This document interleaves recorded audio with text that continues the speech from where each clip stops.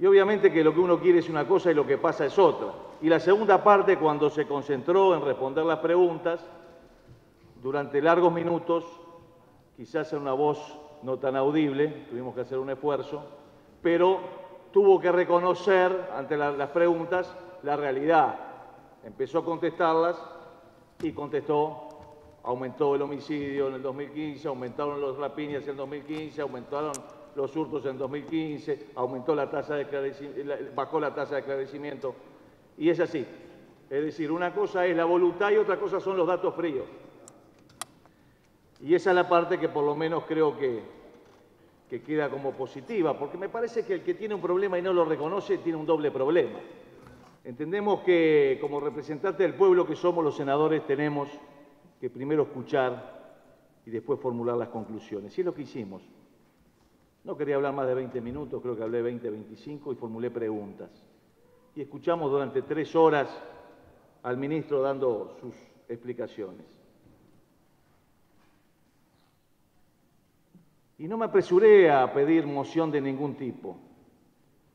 Y lo vuelvo a aclarar. A mí me preguntaron cuáles son las posibles conclusiones de esta interpelación y todos sabemos cuáles son. O se declaran satisfactorias, o se declaran insatisfactorias, o se presenta la moción de censura. Son las posibilidades. Y antes de hacerlo hay que escuchar al ministro como lo escuchamos y darle la oportunidad que nos convenza. Pero bueno, señor presidente, creo que todos sentimos que las explicaciones no han sido satisfactorias, ni cerca. Ni cerca. Porque si bien se nos habló de un mundo de Lewis Carroll en el País de las Maravillas, en la primera parte, en la segunda parte no hubo más remedio que, bajando el tono de voz, reconocer la situación en que nos encontrábamos. Yo creo que ha fracasado la gestión del ministro, porque además nos viene a hablar de nuevos planes en este periodo de gobierno. ¿Y los otros 5 años que estuvo al frente del ministerio, qué son? ¿No valen? Ahora, después de casi 7 años, venimos a decir que tenemos un plan nuevo y que confiemos que va a andar bien. Y encima de eso, vuelven a aparecer las justificaciones, porque ahora apareció una nueva: el relato del miedo. Ahora resulta que lo que estamos haciendo es un relato del miedo. Vayan a hablarle del relato del miedo a la viuda del que mataron, a la viuda del albañil, de Balmer Lucas. ¿Qué relato del miedo? La crónica está escrita todos los días en la prensa. No es un relato. Esto es una crónica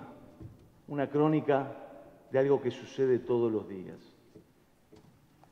Una crónica que además le venimos, como la de García Márquez, anunciando hace rato: no salga por la puerta de adelante porque sabe lo que le va a pasar. Y pese a que todo el pueblo sabe lo que va a pasar, sale por la puerta de adelante. Y es la crónica de una muerte anunciada. Hay cosas, además, que creo que han sido probadas.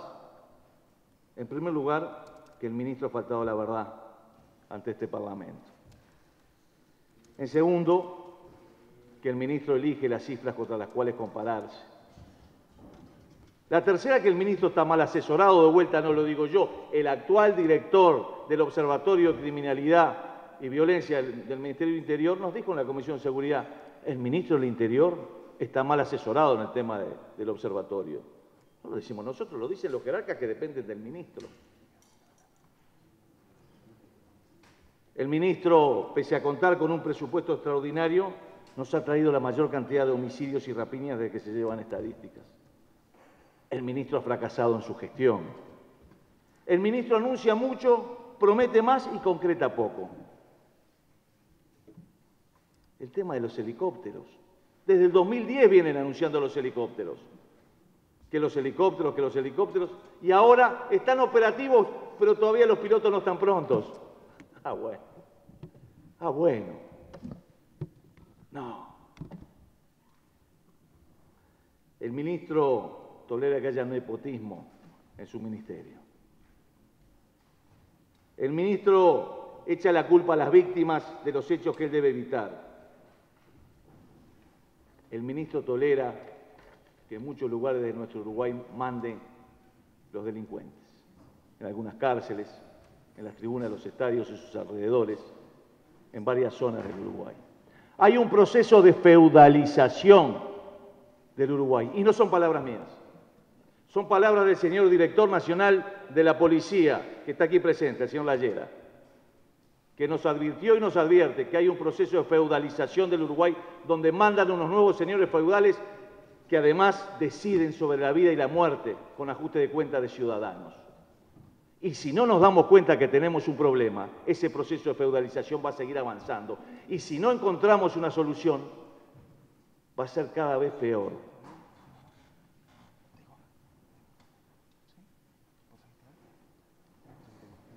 Tenemos un ministro que llevó adelante una política de seguridad en el deporte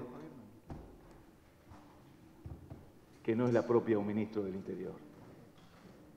Que en el 2009 firmaron un convenio por el cual no se podían entregar entradas y en el 2010 cambiaron y le dijeron a los clubes y a la Asociación Uruguaya de Fútbol: no, contraten a barras bravas, para que esas barras sean las que los referentes, les llamaron, controlen las tribunas.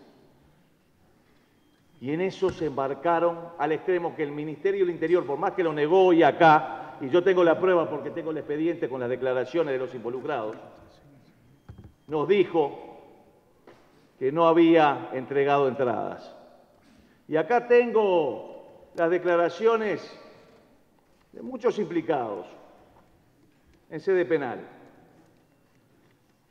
y de no implicados, como el presidente de la Asociación Uruguaya de Fútbol, y todos coinciden en una cosa. El Ministerio le pidió a la Asociación Uruguaya de Fútbol que le diera entradas para dársela a barras bravas para que ingresen al partido de Uruguay.